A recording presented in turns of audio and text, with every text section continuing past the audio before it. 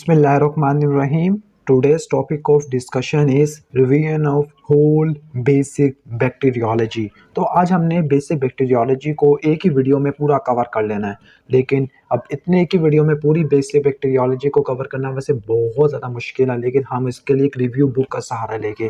अब ये बुक है, इस बुक के अंदर काफ़ी ज़्यादा कंसाइज लिखा हुआ है और इस बुक में टेबल्स है, फ्लो चार्ट है, टू द पॉइंट लिखा हुआ है। तो यहाँ से हम जनरल बैक्टीरियोलॉजी को या बेसिक बैक्टीरियोलॉजी को रिवाइज करने वाले हैं। अब आप में से बहुत सारे ये पूछना चाह रहे होंगे कि ये बुक कौन सी है, इसका नाम क्या है। तो ये बुक है अनवर माइक्रोबायोलॉजी और मैं इसको आज ही परचेज़ करके आया हूँ। तो ये बुक मुझे अच्छी लगी है, तो आपको भी मैं ये कहता हूँ कि अगर आपने थोड़ी टाइम में रिवाइज़ करना है माइक्रोबायोलॉजी को, तो ये बुक काफ़ी ज़्यादा अच्छी है। और इसके साथ इंस्टेंट माइक्रोबायोलॉजी, दोनों बुक को मिला के अगर आप करोगे तो आपकी माइक्रोबायोलॉजी 90 से 95% तक कवर हो जाएगी। तो वीडियो लंबी होने वाली है, तो आपने क्या करना है, वीडियो को लास्ट तक देखना। इससे आपकी पूरी बेसिक बैक्टीरियोलॉजी की रिवीजन हो जानी है और चैनल पर नहीं हो तो सब्सक्राइब करके ही जाना है। तो स्टार्ट करते हैं बेसिक बैक्टीरियोलॉजी को। तो सबसे पहला चैप्टर है वो है bacteria compared with other micro organism. तो कुछ इंपॉर्टेंट फीचर्स होते हैं माइक्रोब्स के। सबसे पहले क्या होता है, स्ट्रक्चर होता है। ठीक है, स्ट्रक्चर तो कहते हैं कि सेल्स के पास न्यूक्लियस होता है, न्यूक्लियाइड होता है। न्यूक्लियाइड बैक्टीरिया के अंदर मौजूद होता है। ये वो रीजन होता है जिसके अंदर न्यूक्लियस का मटीरियल पड़ा हुआ होता है। ठीक हो गया, या तो सेल के पास न्यूक्लियस होगा या न्यूक्लियाइड होगा। यूकैरियोटिक सेल के पास न्यूक्लियस होता है, जबकि प्रोकैरियोटिक सेल या बैक्टीरिया के पास न्यूक्लियाइड होता है। वायरस के पास कोई ऐसा न्यूक्लियस वगैरह नहीं होता। अब इसके अंदर होता है क्या, इसके अंदर डीएनए होता है। अब ये साइटोप्लाज्म से सराउंडेड होता है। इसका मेन फंक्शन क्या, प्रोटीन के सिंथेसिस और एनर्जी की प्रोडक्शन। ठीक हो गया। अब क्योंकि आपको पता है कि प्रोटीन जीन से बनती है और प्रोटीन के बहुत सारे फंक्शंस होते हैं, स्ट्रक्चरल फंक्शन है, इसके अलावा कुछ फंक्शनल फंक्शन होते हैं। तो न्यूक्लियस किस में होता है, यूकैरियोटिक में न्यूक्लियाइड होता है, प्रोकैरियोटिक में वायरस में या तो सिर्फ डीएनए होगा या आरएनए होगा, कोई न्यूक्लियस नहीं होता। ठीक हो गया। वायरस में इनर कोर होता है जेनेटिक मटीरियल का, कोई साइटोप्लाज्म नहीं होता और वायरस होस्ट सेल के ऊपर डिपेंडेंट होता है ताकि वो वहाँ से एनर्जी या प्रोटीन को सिंथेसाइज कर सके। दूसरा मेथड ऑफ रेप्लिकेशन है। ठीक है, मेथड ऑफ रेप्लिकेशन के या तो बैक्टीरिया या ऑर्गेनिज्म रेप्लिकेट करते हैं किन किन मैकेनिज्म के जरिए, हम इसको यहाँ पर रख लेते हैं। तो बैक्टीरिया या यूकैरियोटिक सेल रेप्लिकेट करते हैं बाइनरी फिशन से या माइटोसिस से। ठीक हो गया, यानी सेल किससे मल्टीप्लाई करते हैं, रेप्लिकेट करते हैं बाइनरी फिशन से या माइटोसिस से। इसमें होता ये है कि एक पेरेंट सेल दो में डिवाइड हो जाता है। जो प्रोकैरियोटिक सेल है जैसे बैक्टीरिया है वो बाइनरी फिशन से डिवाइड होते हैं, जबकि यूकैरियोटिक सेल है वो माइटोसिस से रेप्लिकेट होते हैं। जबकि वायरस के अंदर थोड़ा सा यूनिक मैकेनिज्म है। वायरस में ये यूनिक मैकेनिज्म है कि एक ही सेल से बहुत सारे निकल आएंगे, यानी एक पेरेंट सेल से 1000 या 1 लाख डॉटर सेल बन सकते होते हैं। इसमें होता यह है कि वायरस डिसअसेंबल होते हैं, अपने बहुत सारी कॉपी बनाता है न्यूक्लिक एसिड की, फिर वहाँ से प्रोटीन बनता है, फिर प्रोटीन वापस असेंबल होकर बहुत सारे मल्टीपल प्रोजेनी वायरस होते हैं। लेकिन वायरस को रेप्लिकेट करने के लिए होस्ट सेल चाहिए होता है। ठीक हो गया। और जब भी वायरस को, क्योंकि वायरस के पास ना ही प्रोटीन सिंथेसाइजिंग और ना ही एनर्जी प्रोड्यूसिंग सिस्टम होता है, इन्हीं दो सिस्टम के ना होने की वजह से वायरस को होस्ट सेल के ऊपर डिपेंडेंट होना पड़ता है। इसके अलावा कुछ बैक्टीरिया भी है जो ओब्लिगेट इंट्रासेलुलर पैथोजन के अंदर आते होते हैं, जिस तरह रैकेट्सिया, क्लैमिडिया हो गया। तीसरा इंपॉर्टेंट पॉइंट है वो नेचर ऑफ न्यूक्लिक एसिड है। सेल में या तो डीएनए होगा और आरएनए होता है, यानी सेल में डीएनए और आरएनए दोनों मौजूद होता है। लेकिन जो ए सेलुलर पार्टिकल्स है वायरस में या तो डीएनए होगा या आरएनए होगा, दोनों एट ए टाइम मौजूद नहीं होते। ठीक हो गया। अब इसके अलावा आपको पता है कि ऑर्गेनिज्म कौन कौन से होते हैं। ऑर्गेनिज्म क्या होते हैं, यूकैरियोटिक होते हैं, प्रोकैरियोटिक होते हैं। यूकैरियोटिक में मजीद kingdom Animalia, kingdom Protista, kingdom Fungi वाले आ जाते हैं। किंगडम प्रोटिस्टा के अंदर प्रोटोजोआ आ जाते हैं, जबकि किंगडम एनिमिलिया के अंदर हेलमिंथीज या फॉर्म्स पढ़ने हैं, जबकि किंगडम फंजाई के अंदर आपने यीस्ट और मोल्ड्स पढ़ने हैं, जबकि बैक्टीरिया वाले या प्रोकैरियोट वाले के अंदर आपने क्या पढ़ना है, बैक्टीरिया पढ़नी है। ठीक है, जबकि ए सेलुलर पार्टिकल के अंदर वायरसेस आ जाती है। ठीक है, ए सेलुलर पार्टिकल में वायरसेस आ जाती है। अब यहाँ पे यूकैरियोट्स और प्रोकैरियोट्स का थोड़ा सा इंपॉर्टेंट डिफरेंस लिखा हुआ है, अब इसको यहाँ से कवर कर लेते हैं। तो पहला डिफरेंस है कि DNA with in a nuclear membrane. अब जो डीएनए होता है वो न्यूक्लियर मेम्ब्रेन के अंदर होता है, किसके अंदर, यूकैरियोटिक के अंदर। यहाँ पे प्रॉपर न्यूक्लियर मेम्ब्रेन होती है, लेकिन प्रोकैरियोटिक के अंदर कोई न्यूक्लियर मेम्ब्रेन नहीं होगी। माइटोटिक डिवीजन किस में होती है, यूकैरियोटिक में होती है। प्रोकैरियोटिक में माइटोटिक डिवीजन नहीं होती, बाइनरी फिशन होती है।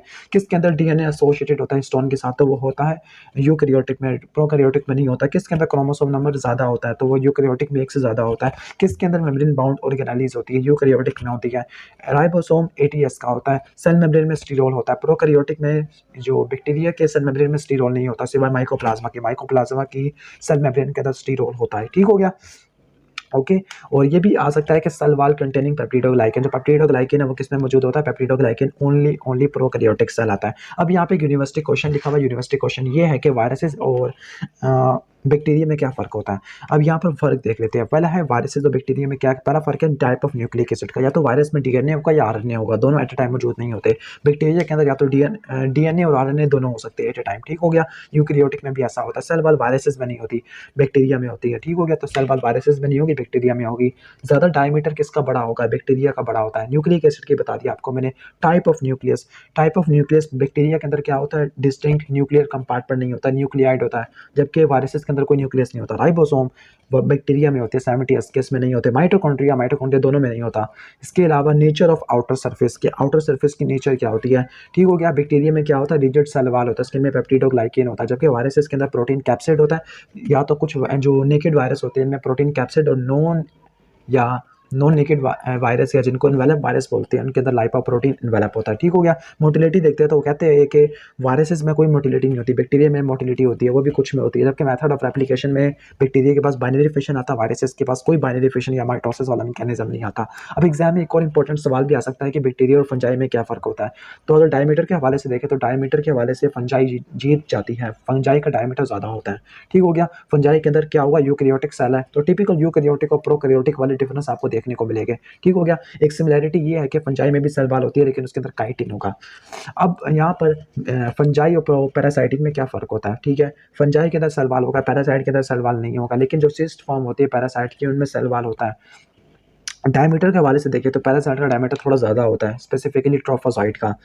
ओके, दोनों के अंदर यूकेरियोटिक सेल है, ठीक है, तो ये वाले फर्क नहीं आएंगे। जबकि पैरासाइट के अंदर आउटर मेम्ब्रेन क्या होगी, सेल मेम्ब्रेन की होगी। जबकि फंजाई के अंदर सेल वॉल की होगी, काइटिन की होगी। पैरासाइट मोटाइल होती है जबकि फंजाई इमोटाइल होता है। पैरासाइट के अंदर मेथड ऑफ रेप्लिकेशन माइटोसिस है।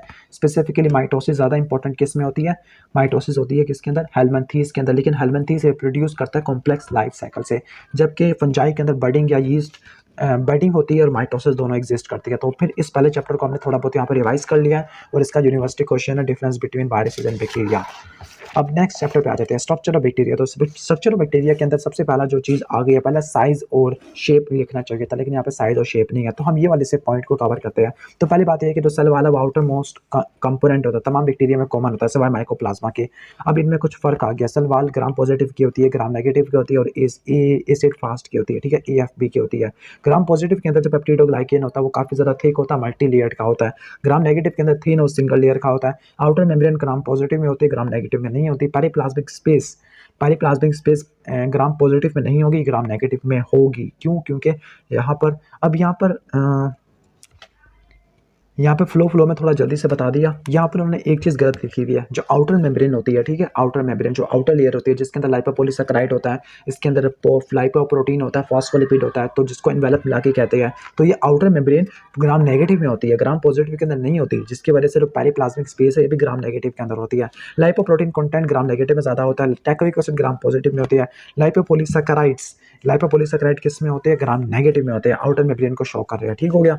अब हम चलते हैं पेरिप्लाज्मिक स्पेस। तो पेरिप्लाज्मिक स्पेस क्या होती है, आउटर मेम्ब्रेन लेयर और साइटोप्लाज्मिक मेम्ब्रेन लेयर, इन दोनों के दरमियान में जो स्पेस होती है वो पेरिप्लाज्मिक स्पेस है। इसमें बीटा लैक्टेम एंजाइम होता है, जो बीटा लैक्टेम एंटीबायोटिक का तोड़ता है, जिसमें पेनिसिलिन आता है, सेफ्लोस्पोरिन आ जाता है, ठीक है, वैनकोमाइसिन नहीं आता, कार्बीपेनिम आ जाएगा और एस्ट्रियोनाम।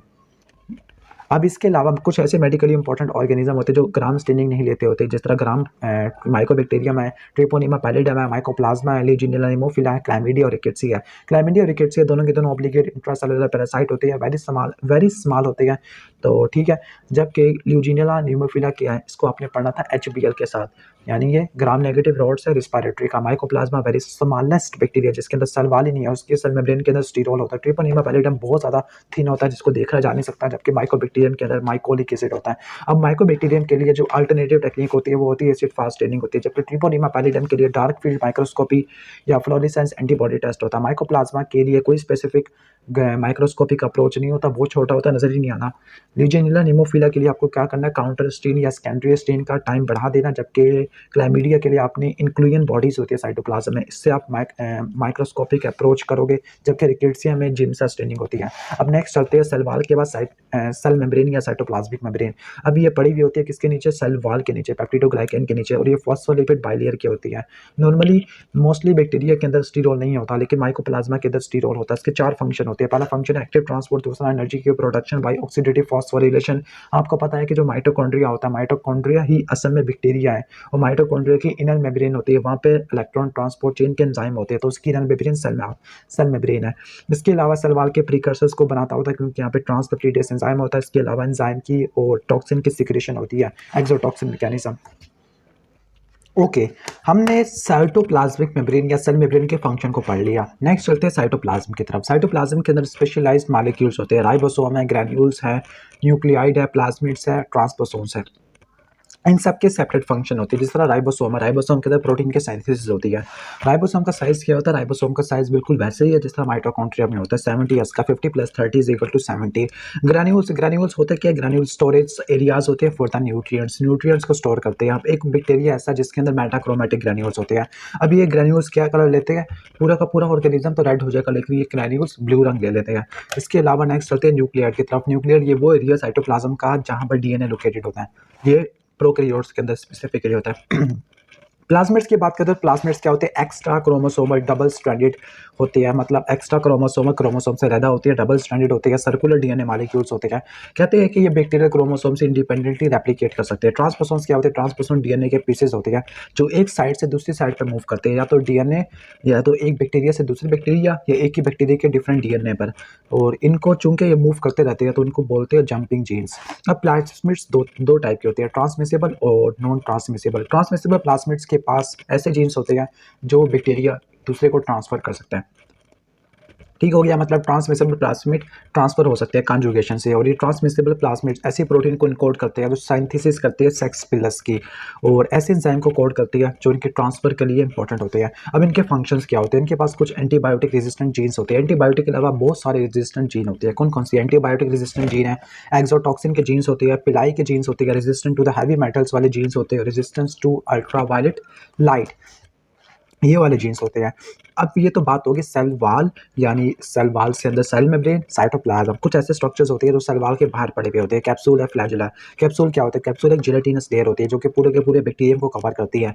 अब ये कंपोस्ट किससे होती है? पॉलीसैकेराइड से कंपोस्ट होती है, लेकिन स्पेसिफिकली एंथ्रेक्स के अंदर ये पॉलीसैकेराइड की नहीं होती। मेडिकल इंपॉर्टेंस क्या है कैप्सूल की? कैप्सूल की क्या मेडिकल इंपॉर्टेंस है कि क्या करती है? एंटी फैगोसिटिक फंक्शन है, फैगोसाइट्स की एबिलिटी को लिमिट कर देती है, इनकी फैगोसाइटोसिस को मिनिमाइज कर देती है। इसके अलावा कुछ सीरोलॉजिकल टेस्ट होते हैं इनके स्पेसिफिक, इनके आइडेंटिफिकेशन के लिए इंपॉर्टेंट है। ये एंटीजन के तौर पर काम आती है वैक्सीन के अंदर। ठीक हो गया। बाज़ वक़्त ऐसा होता है कि बैक्टीरिया को एडहेरेंस प्रोवाइड करती है। दूसरा है फ्लैजेला।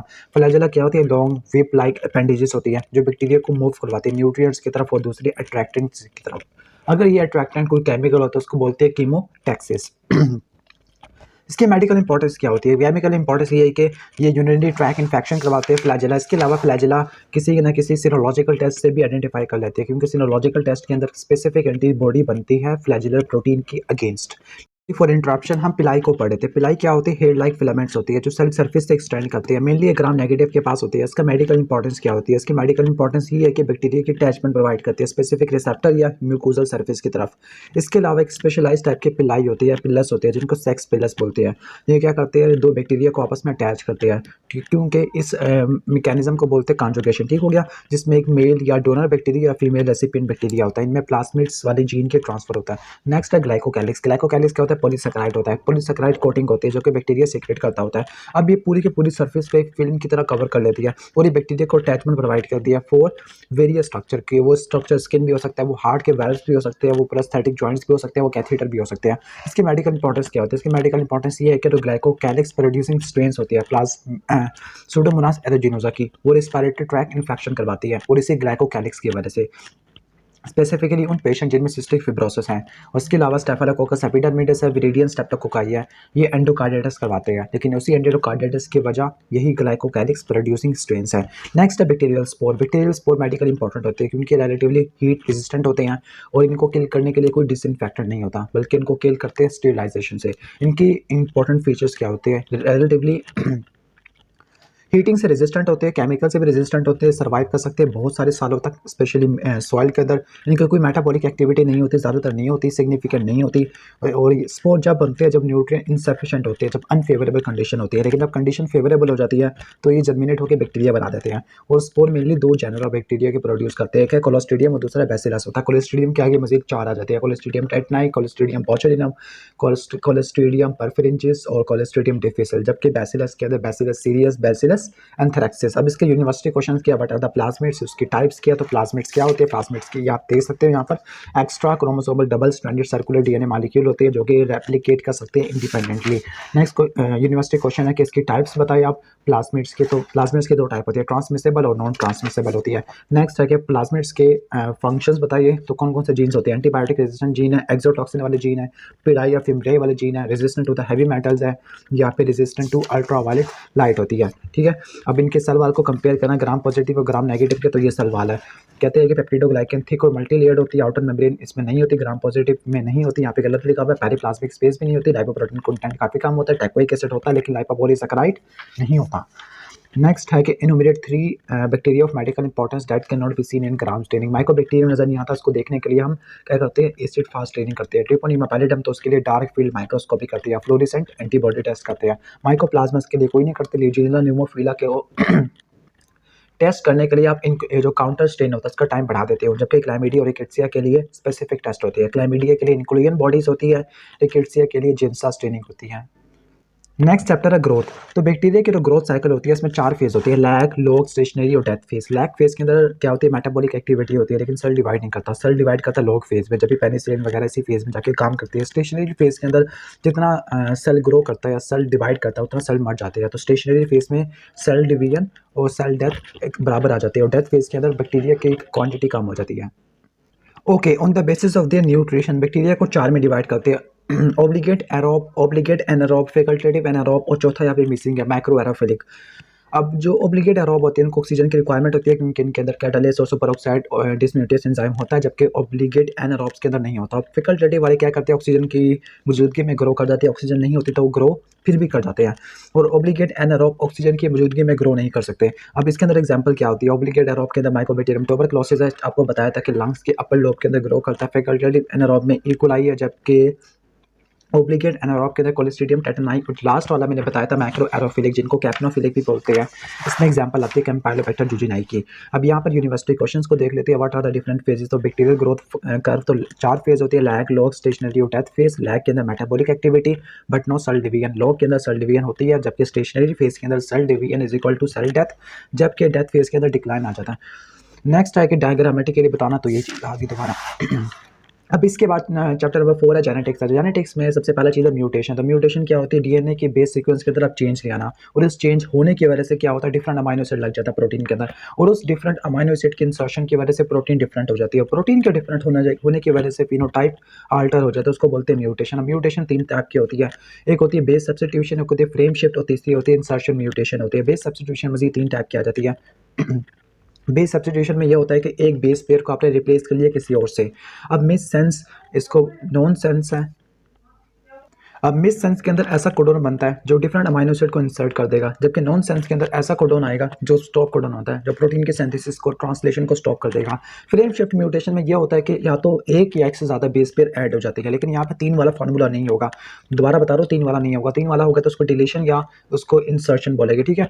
तो अगर एक या एक से ज़्यादा बेस पेयर ऐड होते, डिलीट होते हैं, तो उसकी वजह से पूरा का पूरा लीडिंग फ्रेम चेंज हो जाता है, तो उसको बोलते हैं फ्रेम शिफ्ट म्यूटेशन। लास्ट वाला है इंसर्शन म्यूटेशन। इंसर्शन म्यूटेशन के अंदर या तो ट्रांसपोसोन्स होती है या फिर इंसर्शन सीक्वेंस डीएनए के अंदर इंटीग्रेट कर जाता है। अब डीएनए को ट्रांसफर करना है 2 बैक्टीरियल सेल के अंदर, वैसे विद इन एक ही बैक्टीरिया के अंदर डीएनए ट्रांसफर होता है, तो वो या तो प्रोग्राम्ड रीअरेंजमेंट की वजह से हो सकता है या फिर दूसरा था ट्रांसपोसोन। जबकि बिटवीन द डीएनए या बिटवीन द बैक्टीरियल सेल ये जो डीएनए की ट्रांसफर होती है वो कॉन्जुगेशन से भी हो सकती है, ट्रांसडक्शन से भी हो सकती है, ट्रांसफॉर्मेशन से भी हो सकती है। कॉन्जुगेशन के अंदर डीएनए ट्रांसफर होता है एक बैक्टीरिया से दूसरे बैक्टीरिया में, जबकि यहाँ पर ट्रांसडक्शन के अंदर वायरस होता है कैरियर के तौर पर, क्योंकि ट्रांसफॉर्मेशन में नेकेड डीएनए इमीडिएट इन्वायरमेंट के अंदर रिलीज हो जाता है, फिर उस इमीडिएट इन्वायरमेंट के अंदर दूसरे बैक्टीरिया डीएनए को कैरी कर लेता है। अब यहाँ पर आपको बताया था कि 2 मैकेनिज्म है जो within bacterial cell DNA को ट्रांसफर करते हैं। पहला प्रोग्राम्ड रीअरेंजमेंट, दूसरा था ट्रांसपोसोन्स। अब प्रोग्राम्ड रीअरेंजमेंट होता है कि बाज़ों का ऐसा होता है कि जीन्स होते हैं, जीन्स इनएक्टिव एक्टिव साइट पे होते हैं, आप कह सकते हो कि हीट्रोक्रोमेटिन वाली साइट के ऊपर होती हैं। लेकिन अगर वो हीट्रोक्रोमेटिन से यूक्रोमेटिन की तरफ चला जाए तो वहाँ पे एक्सप्रेस होकर नई प्रोटीन बना ले, तो उसको बोलते हैं प्रोग्राम्ड रीअरेंजमेंट। अभी इंपॉर्टेंट क्यों है? इंपॉर्टेंट क्यों है क्योंकि बहुत सारे प्रोटीन इसी मैकेनिज्म से बनती है। ठीक हो गया, यानी जो एंटीजेनिसिटी होती है, सीरोलॉजिकल टेस्टिंग होती है, वो इसी के ऊपर तो डिपेंडेंट होती है। जो एंटीजेनिक वेरिएशन होती है बैक्टीरिया की, वो इसी के ऊपर तो होती है, और इसी एंटीजेनिक वेरिएशन की वजह से बैक्टीरिया इम्यून सिस्टम से बच जाता है। फॉर एग्जांपल एक टाइप 1 है, टाइप 1 के स्पेसिफिक बनती है, टाइप 1 के अगेंस्ट बनती है एंटी-1 एंटीबॉडी, लेकिन वो एंटी-1 एंटीबॉडी टाइप 2 के अगेंस्ट काम नहीं करती। ठीक हो गया, तो एंटीजेनिक वेरिएशन की वजह से वो हमारे इम्यून सिस्टम से बच जाता है। अब इसके बाद क्लासिफिकेशन है, क्लासिफिकेशन वाला मैं आपको एक सेपरेट वीडियो से कवर कर चुका हूँ, चलो एक यहाँ से भी कवर कर ही लेते हैं। अब बैक्टीरिया को ऐसे 3 में डिवाइड करते हैं, ग्राम पॉजिटिव, ग्राम नेगेटिव, और कुछ ऐसे होते हैं जो ग्राम इतनी नहीं लेते होते। तो पहले हम ग्राम पॉजिटिव और ग्राम नेगेटिव की क्लासिफिकेशन को पढ़ लेते हैं। ग्राम पॉजिटिव कोकाई हो सकते हैं या रोड हो सकते हैं, इसी तरह ग्राम नेगेटिव भी रोड या कोकाई या स्पायरोकेट्स आ जाएंगे। अब यहाँ पर ग्राम पॉजिटिव है कोकाई, तो कोकाई भी दो तरह के होते हैं, कैटालिस्ट पॉजिटिव या कैटालिस्ट नेगेटिव। कैटालिस्ट पॉजिटिव भी आगे मजीद दो टाइप के होते हैं, कॉगलेस पॉजिटिव या कॉगलेस नेगेटिव। कॉगलेस नेगेटिव भी आगे मजीद दो टाइप के होते हैं, नीवो बायोसिन सेंसिटिव या नीवो बायोसिन रेजिस्टेंट। जो कैटालिस्ट पॉजिटिव होते हैं तो उनको बोलते हैं स्टेफिलोकोकस ऑरियस, जो कैटालिस्ट नेगेटिव होते हैं नीवो बायोसिन सेंसिटिव होते हैं तो उसको बोलते हैं स्टेफिलोकोकस एपिडर्मिडस, और जो नीवो बायोसिन रेजिस्टेंट होते हैं तो उसको बोलते हैं स्टेफिलोकोकस सेप्रोफाइटिकस। जबकि कैटालिस्ट नेगेटिव को मजीद 3 में डिवाइड करते हैं on the basis of the haemolysis, partial, complete या नो हिमोलिसिस। पार्शियल हिमोलिसिस वाले मजीद दो आ जाते हैं, ऑप्टोचिन सेंसिटिव या ऑप्टोचिन रेजिस्टेंट होते हैं। जो ऑप्टोचिन सेंसिटिव होते हैं इसमें आ जाता है स्ट्रेप्टोकोकस निमोनिया, जबकि ऑप्टोचिन रेजिस्टेंट के अंदर विरेडियन ग्रुप आ जाता है। कंप्लीट हिमोलिसिस के अंदर मजीद दो आ जाते हैं, बेसिट्रेसिन सेंसिटिव या बेसिट्रेसिन रेजिस्टेंट। जो बेसिट्रेसिन सेंसिटिव होते हैं तो उसके अंदर आ जाता है स्ट्रेप्टोकोकस पायोजीन, और जो बेसिट्रेसिन रेजिस्टेंट होते हैं तो उसमें आ जाता है स्ट्रेप्टोकोकस एगलैक्टाई। जबकि नो हिमोलिसिस के अंदर मजीद दो आ जाते हैं, वो बैक्टीरिया जो बाइल के अंदर ग्रो करते हैं और वो बैक्टीरिया बाइल में ग्रो नहीं करते। जो बाइल में ग्रो करते हैं तो उनको बोलते हैं स्ट्रेप्टोकोकस फेसालिस, और जो बाइल में ग्रो नहीं करते उनको बोलते हैं स्ट्रेप्टोकोकस बोविस। अब आ जाता है ग्राम पॉजिटिव रोड। तो ग्राम पॉजिटिव रोड दो तरह के होते हैं, spore forming, non spore forming. जो स्पोर फॉर्मिंग है मजीद दो टाइप के होते हैं, फैकल्टेटिव या एनारोब। फैकल्टेटिव वाला बैसिलस है, बैसिलस के अंदर मजीद दो आ जाएंगे, बैसिलस सीरियस, बैसिलस एंथ्रेक्सिस। जबकि एनारोब के अंदर कोलेस्ट्रीडियम आता है, कोलेस्ट्रीडियम के अंदर मजीद 4 आ जाते हैं, Clostridium परफिरेंजिस, Clostridium difficile, Clostridium बोचुलिज्म, Clostridium टेटनाई। जबकि नॉन फिलामेंट अब इसके अलावा जो नॉन स्पोर फॉर्मिंग है, ये नॉन फिलामेंटस हो सकते हैं, फिलामेंटस हो सकते हैं। तो फिलामेंटस है वो दो टाइप के, एरोबिक या एनारोबिक। जो एरोबिक है वो नोकार्डी है, जबकि एनारोबिक एक्टिनोमाइसिस है। जबकि नॉन फिलामेंटस के अंदर कॉर्निबैक्टीरियम, डिप्थीरिया या लिस्टेरिया मोनोसाइटोजीन्स और गार्डिनीला विजाइनैलिस है जो विजाइनोसिस करवाता है। ग्राम नेगेटिव भी 3 तरह के होते हैं, कोकाई, रोड्स और स्पायरोकिट्स होते हैं। अब कोकाई वाले मजीद 2 में डिवाइड करते हैं, ग्राम नेगेटिव कोकाई, जिनको हम निजेरिया भी बोलते हैं, on the basis of their maltose fermentation. जो माल्टोस फर्मेंट करेगा उसको बोलेंगे निजेरिया मेनिनजाइटिस या मेनिनजोकोकस, और जो माल्टोस की फर्मेंटेशन नहीं करेगा उसको बोलेंगे गोनोकोकस। अब रोड्स होता है, रोड्स में 3 टाइप के होते हैं, फैकल्टेटिव, एरोबिक और एनारोबिक। जो एरोबिक होते फैकल्टेटिव होते हैं, फैकल्टेटिव वाले मजीद 2 टाइप के होते हैं, स्ट्रेट या कर्व्ड। अब जो स्ट्रेट होते हैं वो मजीद 3 टाइप के होते हैं, रेस्पिरेटरी, जूनोटिक या एंटेरिक होते हैं। अब जो एंटेरिक होते हैं मजीद 3 टाइप के होते हैं, मैं लगता है आपको बहुत ज़्यादा कंफ्यूज कर रहा हूँ। पहले रेस्पिरेटरी पढ़ लेते हैं, इसका निमोनिक है HBL, हीमोफिलस इन्फ्लुएंजा, बॉडी लेपर्ट्यूसिस, ल्यूजिनिला, निमोफिला। ठीक है, जबकि जूनोटिक के अंदर ब्रुसीला, फ्रांसीला, यर्सीनिया पेस्टिस। एंटेरिक के अंदर मजीद आपको बताया था कि 3 ग्रुप होते हैं, कुछ ऐसे होते हैं जो पैथोजेनिसिटी प्रोवाइड करते हैं, आउटसाइड एंड इनसाइड एंटेरिक। तो उसके अंदर इकोलाई आ जाता है और साल्मोनेला आ जाता है। जबकि शिगेला वाला जो आ जाते हैं, शिगेला, विब्रियो वगैरह, वैसे विब्रियो वाला तो कर्व्ड में आ गया। ये सारे तीनों ऑक्सीडेज पॉजिटिव है, कैम्पाइलोबैक्टर, हेलिकोबैक्टर पायलेरी और विब्रियो। इसका निमोनिक है hepatitis C virus.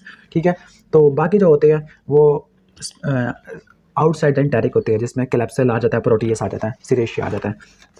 Okay, aerobic के अंदर आ जाते हैं सूडोमोनास, और एनारोबिक के अंदर बैक्टीरियोइड्स आ जाते हैं। स्पायरोकिट्स भी 2 तरह के होते हैं, एरोबिक और एनारोबिक। एरोबिक के अंदर लेप्टोस्पाइरा, जबकि एनारोबिक के अंदर ट्रिपोनिमा और बुरीली आ जाते हैं। TBL इसका निमोनिक है। ठीक है, total body water in litre. और इसके बाद चैप्टर नंबर 6 का, इसका नाम है ह्यूमन माइक्रोबायोम। ह्यूमन माइक्रोबायोम में नॉर्मल फ्लोरा, बैक्टीरियल, फंजाई क्या होते हैं, परमानेंट रेजिडेंट होते हैं हमारी बॉडी की साइड का, स्पेसिफिकली स्किन का, ओरोफैरिंक्स का, कोलोन का, वेजाइना का। और होता ये कि जो हमारे नॉर्मल फ्लोरा होते हैं ये पैथोजेनिक ऑर्गेनिज्म होते हैं, इनके रिसेप्टर को ऑक्युपाई कर लेते हैं, जिसकी वजह से बीमारी नहीं फैला सकते। इसको बोलते हैं कोलोनाइजेशन रेजिस्टेंट। थोड़ा सा मेरा गला खराब हो गया तो इसके लिए माजरत। अब स्किन के जो नॉर्मल फ्लोरा वो कौन कौन से, स्टेफिलोकोकस एपिडर्मिडिस और कैंडिडा अल्बाइकेंस होते हैं। ठीक है, इसको निमोनिक है CSS। आपने CSS तो करना है ना या नहीं करना, चलो कोई बात नहीं। कैंडिडा स्टेफिलोकोकस एस उस स्किन से, नोज के अंदर स्टेफिलोकोकस ओरियस और स्टेफिलोकोकस एपिडर्मिडिस, माउथ के अंदर और ओरोफेरिंक्स के अंदर या थ्रोट के अंदर क्या होते हैं, विरिडियन होते हैं, जबकि डेंटल प्लेग के अंदर स्टेप्टोकोकस म्यूटेंस होते हैं।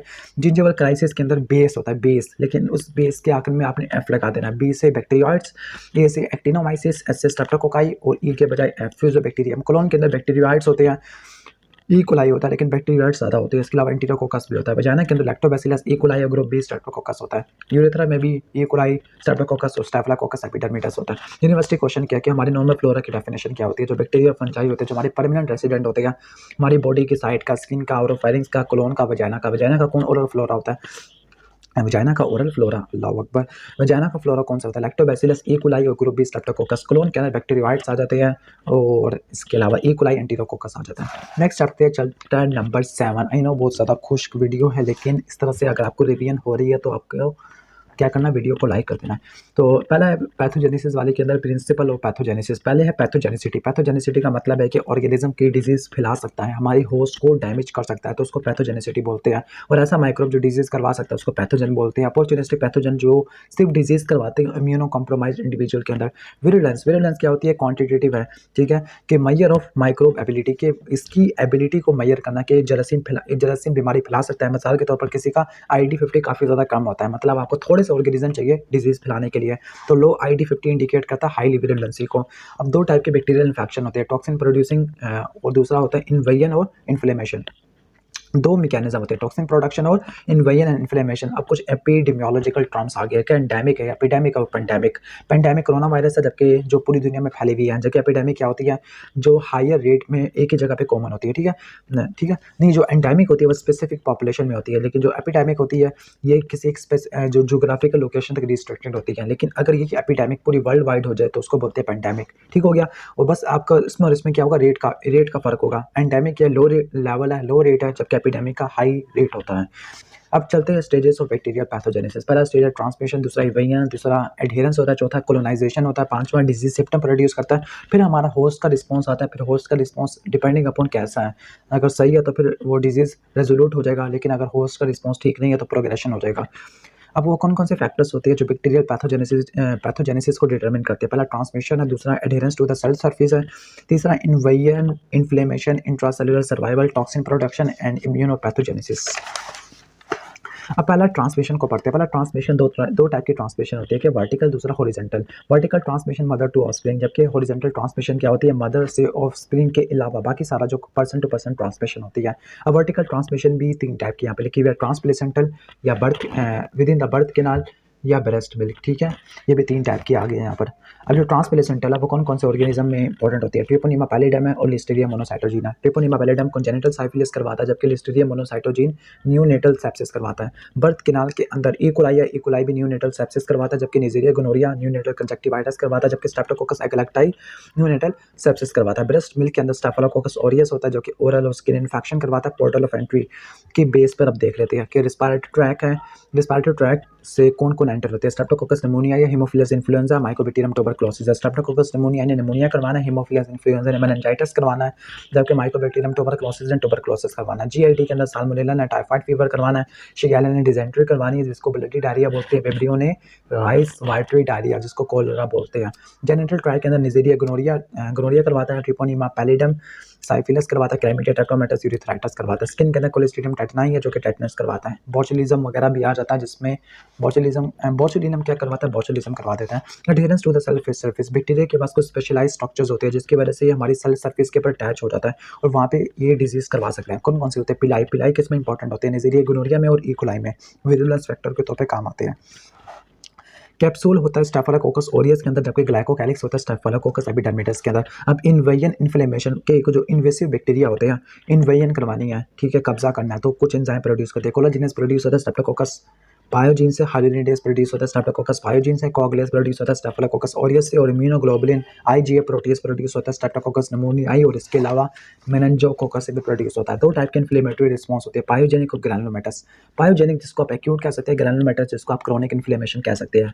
एक्यूट के अंदर न्यूट्रोफिल और क्रोनिक के अंदर मैक्रोफेजेस टी लिम्फोसाइट आते हैं। विरुलेंस फैक्टर कौन कौन से आते हैं जो विरुलेंसी को पैथोजेनिसिटी को बढ़ा देते हैं। पॉलीसैकेराइड कैप्सूल है, एम प्रोटीन है, प्रोटीन ए है, प्रोटीन पिलाई है। अब अब दो तरह के टॉक्सिन होते हैं, एक्सोटॉक्सिन, एंडोटॉक्सिन। इसमें बहुत ज़्यादा सवाल आता है इस टॉपिक से, तो इसलिए आपको ध्यान से पढ़ना है। जो एक्सोटॉक्सिन है ग्राम पॉजिटिव ग्राम नेगेटिव दोनों से प्रोड्यूस होते हैं, एंडोटॉक्सिन सिर्फ ग्राम नेगेटिव से प्रोड्यूस होते हैं। सीक्रेटेड होती है वो एक्सोटॉक्सिन है, जबकि जो हमारी सेल मेम्ब्रेन का कंपोनेंट होती है वो एंडोटॉक्सिन होती है। केमिस्ट्री क्या होती है, पॉलीपेप्टाइड होते हैं, ठीक है, लाइपोपॉलीसैकेराइड होते हैं। ये वाले लाइपोपॉलीसैकेराइड है, उन्होंने गलती से मिसप्रिंट हो गया। लोकेशन ऑफ द जीन, इसके जीन प्लाज्मिड या बैक्टीरियोफेज में पड़े होते हैं, जबकि इसके जीन से बैक्टीरियोफेज के क्रोमोसोम के अंदर पड़े हुए होते हैं, ठीक है। टॉक्सिसिटी इसकी ज़्यादा हाई होती है, एंडोटॉक्सिन के रिलेटिवली कम होती है। क्लिनिकल इफेक्ट इसके बहुत सारे होते हैं, इसके फीवर हो गया, शॉक हो गया, जिसको आप सेप्टिक शॉक बोलते हैं, हाइपरटेंशन हो जाता है। मोड ऑफ एक्शन बहुत सारे होते हैं, जबकि इसके ट्यूमर नेक्रोसिस फैक्टर अल्फा और इंटरल्यूकिन 1 है। वैक्सीन इसकी वैक्सीन के अंदर टॉक्सॉइड होता है, जबकि इसके खिलाफ कोई वैक्सीन नहीं बनती। हीट स्टेबिलिटी, ये हीट लेबाइल होता है, जबकि हीट स्टेबल होता है। टिपिकल डिजीज टेटनस और एग्जांपल मेनिंजोकॉक्सीमिया, ठीक है, या एंडोटॉक्सिन की वजह से होता है। कुछ इंपॉर्टेंट एक्सोटॉक्सिन लिखी हुई है, कॉर्निबैक्टीरियम डिप्थीरिया का डिप्थीरिया टॉक्सिन होता है, जो एडीपी राइबोसाइलेशन का था, एलोंगेशन फैक्टर 2 की, जिसकी वजह से प्रोटीन सिंथेसिस ट्रांसलेशन रुक जाती है। कोलेस्ट्रीडियम टेटनाई का टेटनस टॉक्सिन होता है, जो कि इनहिबिटरी न्यूरोट्रांसमीटर ग्लाइसिन गाबा को स्पाइनल कॉर्ड के अंदर रिलीज नहीं होने देता। कोलिसिडियम बोचुलिनम का बोचुलिनम टॉक्सिन होता है, जो कि एसिटाइलकोलिन के रिलीज को ब्लॉक कर देता है। किस तरह से ब्लॉक करता है, वीनस नेर को ब्लॉक कर देता है, जिसकी वजह से फ्लैशिक पैरालिसिस हो जाती है। इसकी वजह से स्पास्टिक पैरालिसिस होती है। हीट लेबाइल टॉक्सिन होता है, एंटीरोटॉक्सिन होता है, वो क्या करता है, डिनालाइल साइक्लेस को एक्टिवेट करता है, जिसकी वजह से साइक्लिक एमपी होगा। साइक्लिक एमपी क्या करता है, फॉस्फोरिलेशन करता है, जिसकी वजह से आयंस की ट्रांसपोर्ट बढ़ जाती है, डायरिया हो जाता है, massive diarrhoea, watery diarrhoea.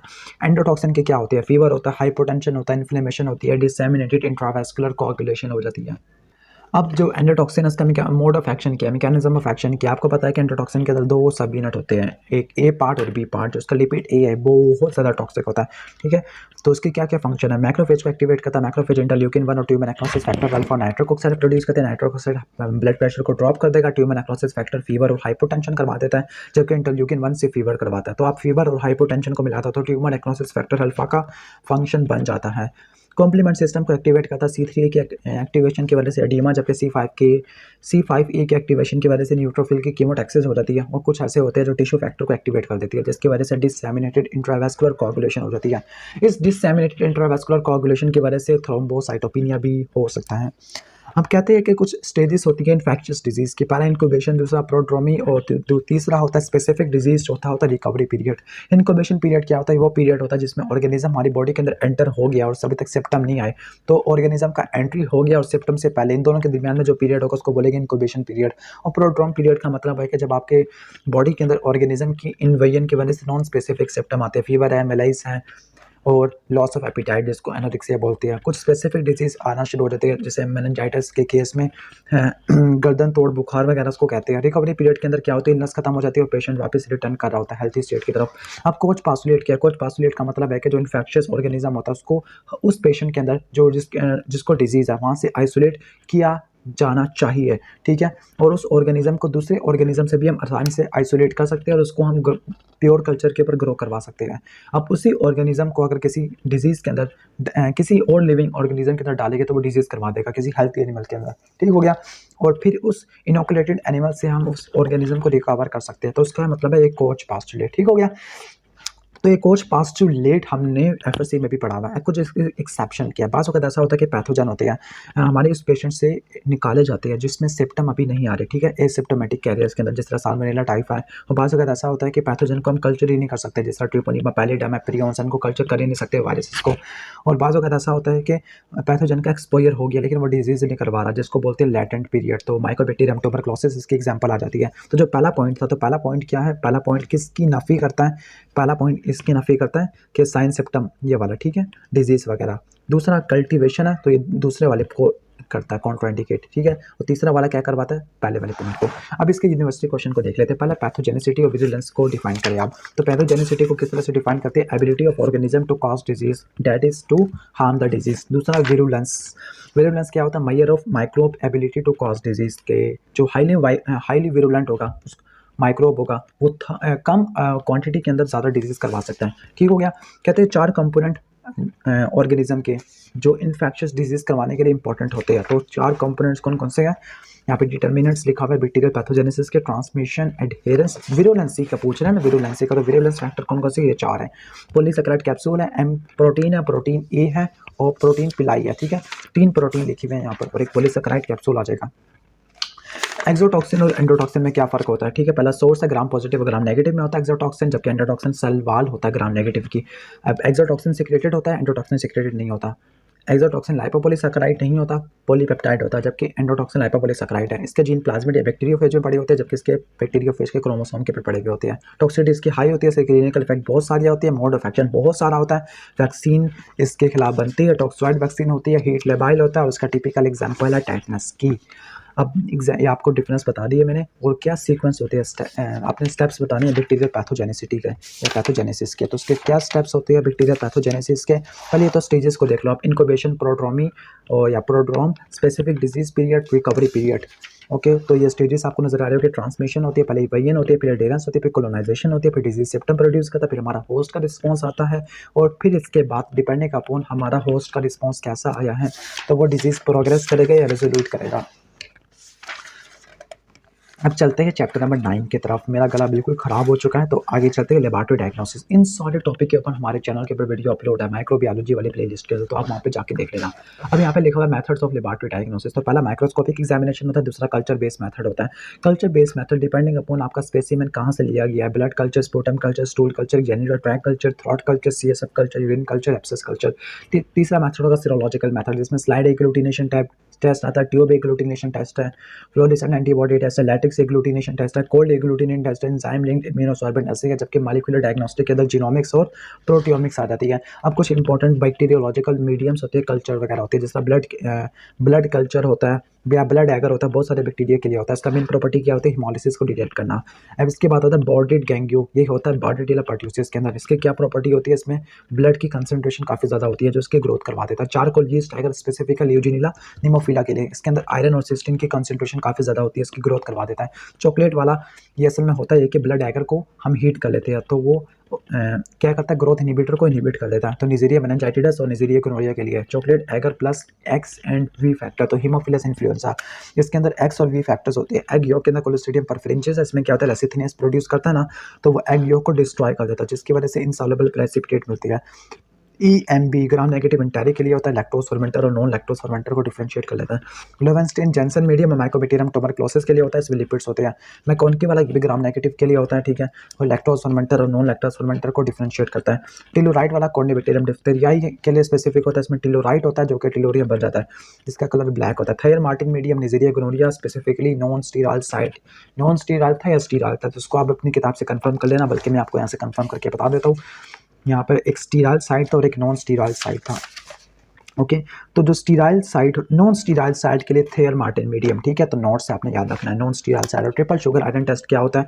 H2S producer को नॉन H2S प्रोड्यूसर से डिफरेंशिएट करता है। ग्राम नेगेटिव रॉड्स एंटेरिक के लिए, एंटीरोबैक्टीरिया सी के लिए। अब एंटी बैक्टीरियल ड्रग्स है, इसकी पूरी फार्माकोलॉजी वाली वीडियो ऑलरेडी अपलोडेड है हमारे चैनल के ऊपर, आप जाके देख लेना, लेकिन इसको थोड़ा बहुत रिवाइज कर ही लेते हैं। दो टाइप के ड्रग्स होती है, बैक्टीरियोस्टैटिक, बैक्टीरियोसिडल। बैक्टीरियोस्टैटिक क्या करते हैं? बैक्टीरिया की ग्रोथ को इनहिबिट कर देती है, लेकिन उसको किल नहीं करती। बैक्टीरियोसिडल बैक्टीरिया की ग्रोथ को किल कर देती है। मैकेनिज्म ऑफ एक्शन क्या है? कुछ ऐसी ड्रग्स होती है जो सेल वॉल की सिंथेसिस को इनहिबिट कर देती है, कुछ क्या करती है? क्रॉस लिंकिंग को इनहिबिट कर देती है। पेनिसिलिन, सेफ्लोस्पोरिन आ जाती है, वैनकोमाइसिन आ जाती है, जबकि दूसरे स्टेप को इनहिबिट करने में साइक्लोसिलिन और बेसिट्रेसिन आ जाती है। कुछ ऐसी होती है जो प्रोटीन सिंथेसिस को ब्लॉक करती है। 30S में टेट्रासाइक्लिन अमाइनोग्लाइकोसाइड आती है, जबकि 50S में क्लोराम्फेनिकोल, एथ्रोमाइसिन, ये मैक्रोलाइड वगैरह, ठीक है, ये आ जाती है। Inhibition of nucleic acid, nucleic acid की सिंथेसिस को ब्लॉक करती है, तो वो सल्फोनामाइड है, ट्राइमिथोपेनिम है, पैरामिथामीन है। जो डीएनए की सिंथेसिस को ब्लॉक करती है, तो वो क्विनोलोन्स है, फ्लोरोक्विनोलोन्स है, जबकि एमआरएनए के सिंथेसिस को ब्लॉक करने वाली रिफेम्पिन होती है।